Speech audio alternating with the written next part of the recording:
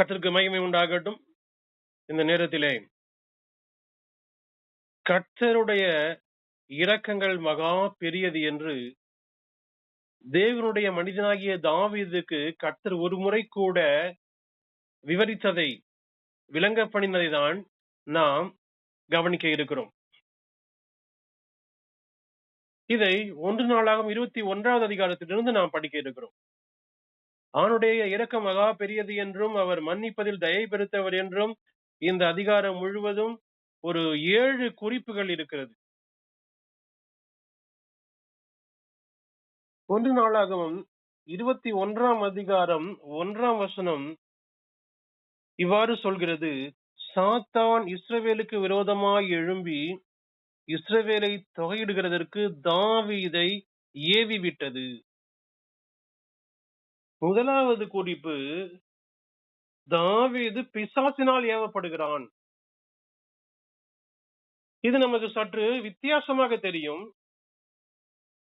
தாவீது தேவனுடைய மனிதன், ஆண்டவருடைய இருதயத்திற்கு ஏற்றவன் தாவீது என்று அவன் சொல்லல, கர்த்தரே சாட்சி கொடுத்தார். தாவீதுக்கு அருளின நிச்சயமான கிருபைகளை உங்களுக்கு கட்டளையிடுவேன் என்று ஆண்டவர் சொல்லி இருக்கிறாரு. இப்ப தாவீதை பற்றி மிக சிறந்த சாட்சி வேதத்தில் இருக்கிறது. தாவீது பல நல்ல ஆவிக்குரிய குணங்கள் காணப்பட்டது. கிட்டத்தட்ட ஒரு 80-90 சங்கீதங்களை தாவீது எழுதியிருக்கார். அவர் அதை பைபிள் இருக்கிறது. அப்படி இருக்க இந்த இடத்துல எழுதியிருக்கு, தாவீது பிசாசால் ஏவப்படுகிறான் என்று எழுதியிருக்கு. அப்ப கர்த்தருடைய மக்கள் பிசாசினால் ஏவப்படுவார்கள் அப்படின்னு கேட்டா அதுக்கு ஆதாரம் பைபிள் இருக்கு. அதுக்கு காரணம் நாம் புரிந்து கொள்ள வேண்டும். பிசாசு நம்முடைய சிந்தையில ஏவுதலை கொண்டு வந்தாலும் அதற்கு நாம் என்ன செய்யக்கூடாதுன்னா இடம் கொடுக்க கூடாது. பிசாசுக்கு இடம் கொடாதிருங்கள், அவனுக்கு எதிர்த்து நில்லுங்கள், அப்பொழுது அவன் உங்களை விட்டு ஓடி போவான் என்று அவனுடைய வார்த்தை எழுதியிருக்கிறது. அப்ப பிசாசின் ஏவுதலுக்கு கர்த்தருடைய மக்கள் இடம் கொடுக்க கூடாது. பிசாசின் ஏவுதலுக்கும் தெய்வீக ஏவுதலுக்கும் இடையில என்ன வித்தியாசம் அப்படின்னு நீங்க கேட்டீங்கன்னா, தெய்வீக ஏவுதல் என்பது வேத வசனத்தின் அடிப்படையில் இருக்கும். பிசாசின் ஏவுதல் என்பது வேத வசனத்துக்கு விகற்பமாக இருக்கும். அதிலிருந்து நாம் புரிந்து கொள்ள முடியும், எல்லா ஏவுதலும் தெய்வீகமான ஏவுதல் அல்ல. கர்த்தருடைய வார்த்தைக்கும் சபையின் ஒழுங்கிற்கும் உபதேசங்களுக்கும் விகற்பமாய் ஏவுதல் வருகிறது என்றால் அது ஒருவேளை வெள்ளை உடையோடு வந்து தரிசனமாக இருக்கும், தூதன் நேரா வந்து சொன்ன மாதிரி இருக்கும். சாத்தான் என்ன செய்ய முடியும்? ஒளியின் தூதனுடைய வேஷத்தை தரித்துக் கொள்ளுவான். அப்ப தெய்வீக ஏவுதலுக்கு கீழ்ப்படிந்தால் நாம் ஆசீர்வதிக்கப்படுவோம், பிசாசின் ஏவுதலுக்கு கீழ்ப்படிந்தால் தண்டனை பெறுவோம். இந்த இடத்துல தாவீது என்ன பண்ணிட்டான்னா பிசாசின் ஏவுதலுக்கு இடம் கொடுத்துட்டான். இரண்டாவது,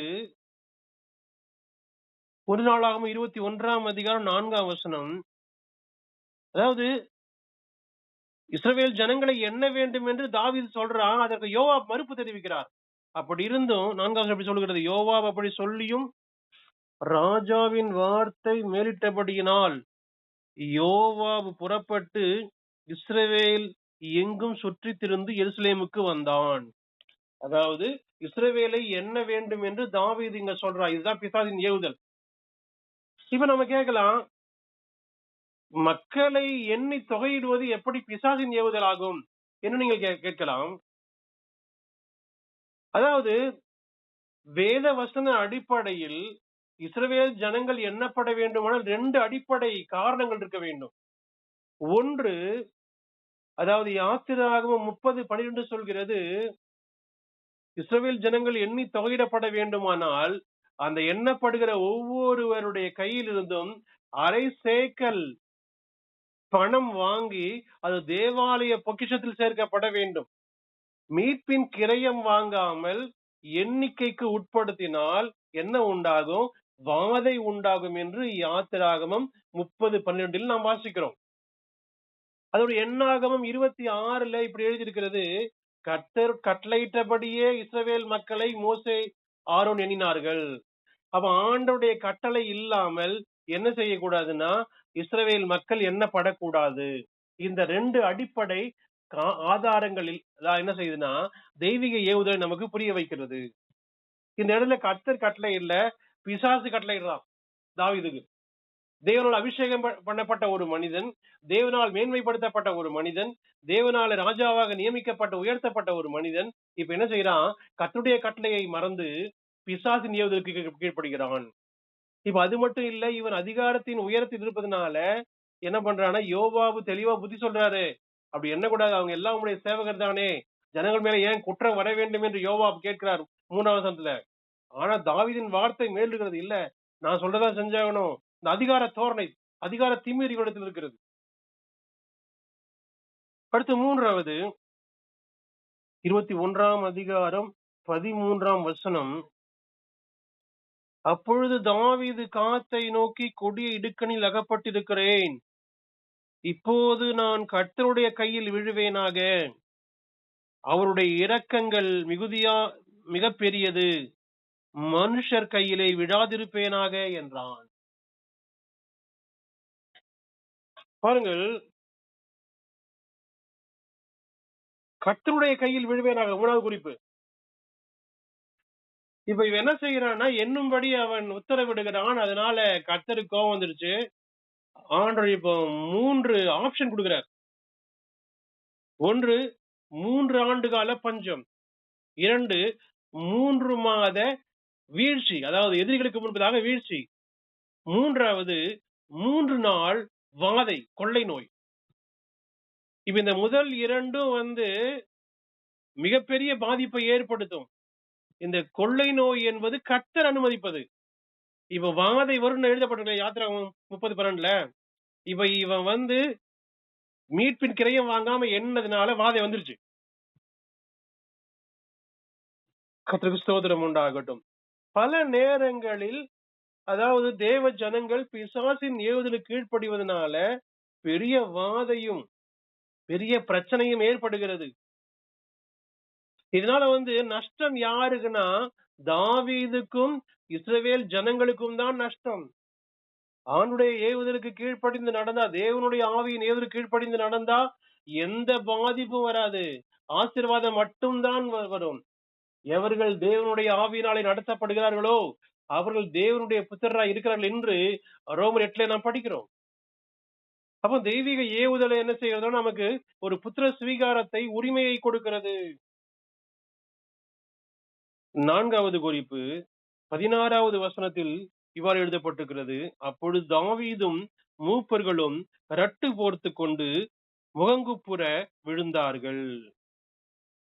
இந்த முதல் 3 குறிப்பும் எதிர்மறையானது. பிசாசினால் ஏவப்படுறான். அடுத்தது அவனுடைய வார்த்தை மேலிடுகிறது, கர்த்தருடைய கையில் விழுவனாக என்று சொல்றான். இப்ப 4வது என்ன நடக்குதுன்னா, தாவீது தேவ சமூகத்தில் முகங்குப்புற விழுந்தான், ரட்டு போர்த்து கொண்டு. இது கர்த்தருடைய சன்னிதானத்தில் தன்னை சமர்ப்பிக்கிறான், ஒப்பு கொடுத்தல்.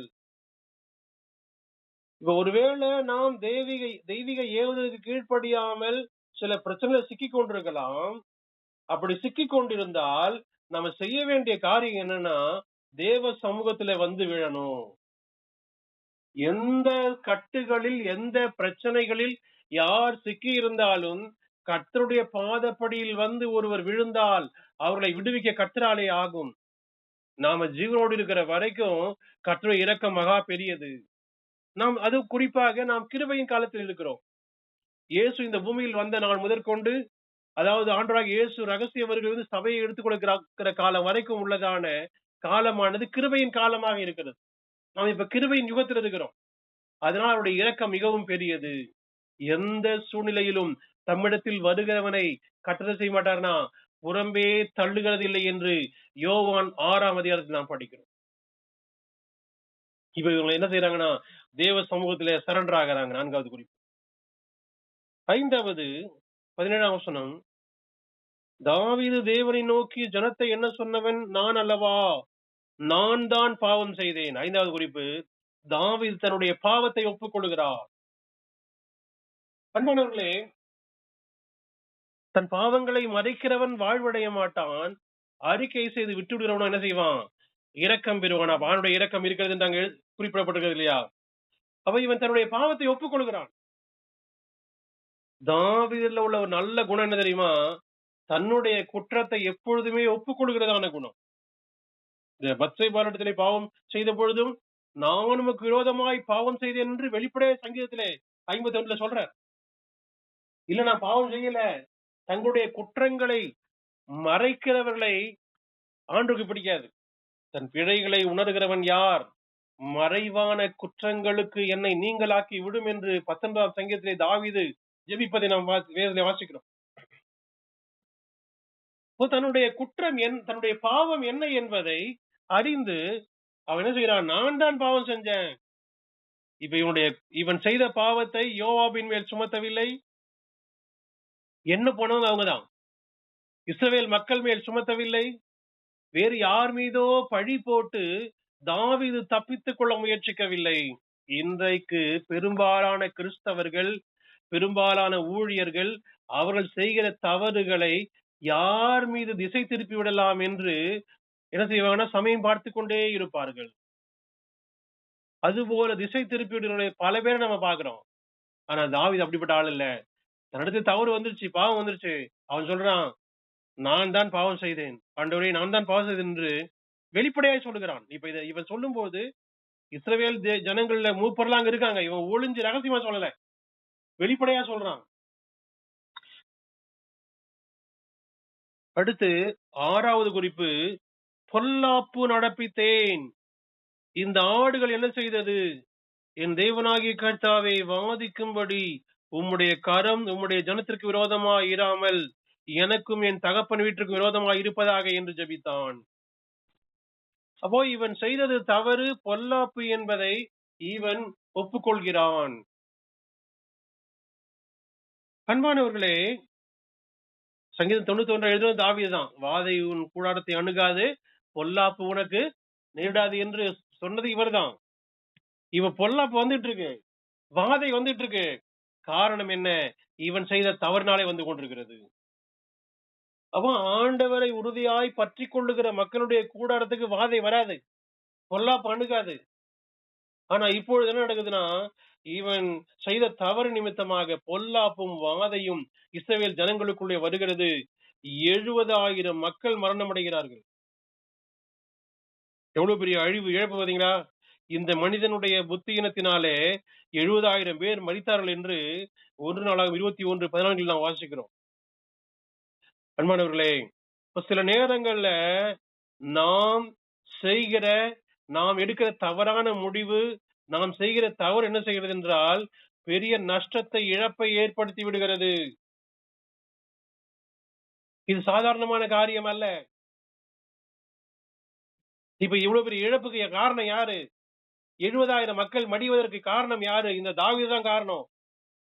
கர்த்தருடைய கட்டளைப்படி எண்ண வேண்டியவன் இப்பொழுது பிசாசின் ஏவுதல்படி எண்ணுகிறான். பெரிய இழப்பு ஏற்படுகிறது. ஆனா இவன் தன்னுடைய குற்றத்தை ஒப்புக்கொள்கிறான். என்னை தண்டியும், என் தகப்பன் வீட்டை தண்டியும் என்று தாவீது கேட்கிறான்.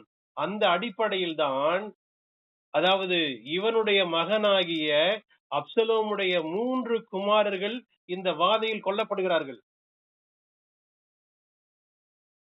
கர்த்தருக்கு ஸ்தோத்திரம் உண்டாகட்டும். அப்ப இவனுடைய குடும்பத்தின் மீதும் கர்த்தர் தண்டனை செய்தார். அதாவது தாவீது மிகவும் நேசித்த குமாரன் அப்சலோம். நீங்க பைபிள்ல படிச்சா தெரியும். அப்ப அவனுடைய 3 பிள்ளைகள் 3 ஆண் பிள்ளைகளை கர்த்தர் கொள்ளுகிறார் இந்த வாதையில. ஏன்னா தாவீது மக்கள் மட்டும் செத்தா பத்தாது, நான் பாவம் செஞ்சிருக்கேன், நான் பொல்லாப்பு நடத்திருக்கேன், என்னுடைய குடும்பத்தின் மீது உங்களுடைய அழிவு திரும்பட்டும் என்று அவன் கேட்டான். இப்படி யாருமே கேட்டு வாங்க மாட்டாங்க. ஆசீர்வாதத்தை கேட்டு வாங்குற மக்கள், நான் தவறு செஞ்சேன், எனக்கு தண்டனை கொடுக்கணும் யாரும் கேட்க மாட்டாங்க. ஆனா தாவீது கேட்டான். கடைசியாக 7வது குறிப்பு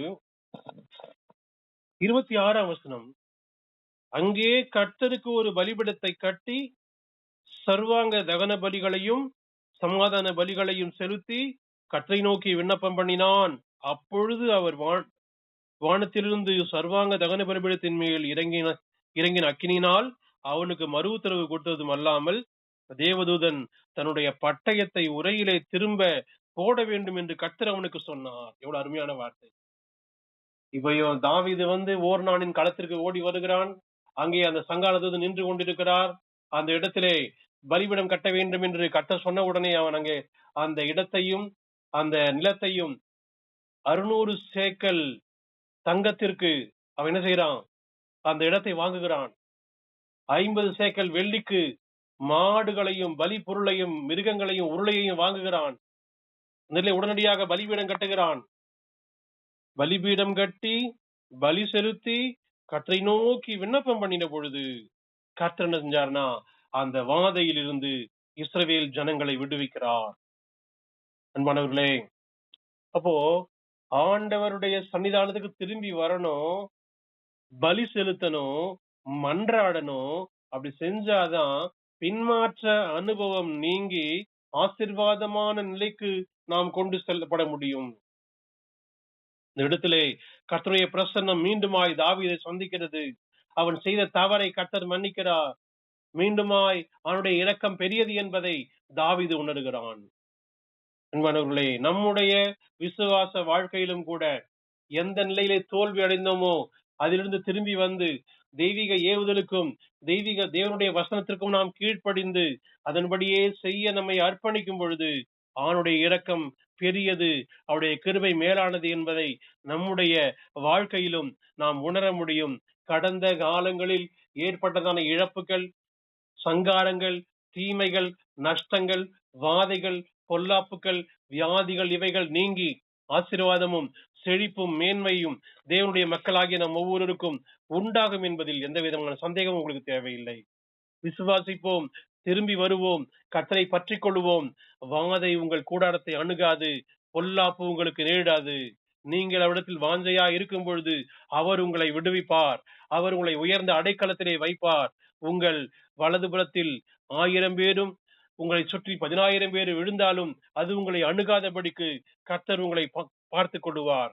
கர்த்தருக்கு ஸ்தோத்திரம் உண்டாகட்டும். இந்த நிலையிலே நாம் நிலைத்திருக்க கர்த்தர் உதவி செய்வாராக. மனம் திரும்புவோம், விசுவாசிப்போம், கர்த்தருடைய வார்த்தையை கனம் பண்ணுவோம். ஆண்டவர் தாமே இந்த வார்த்தையால் நம்மை ஆசீர்வதிப்பாராக.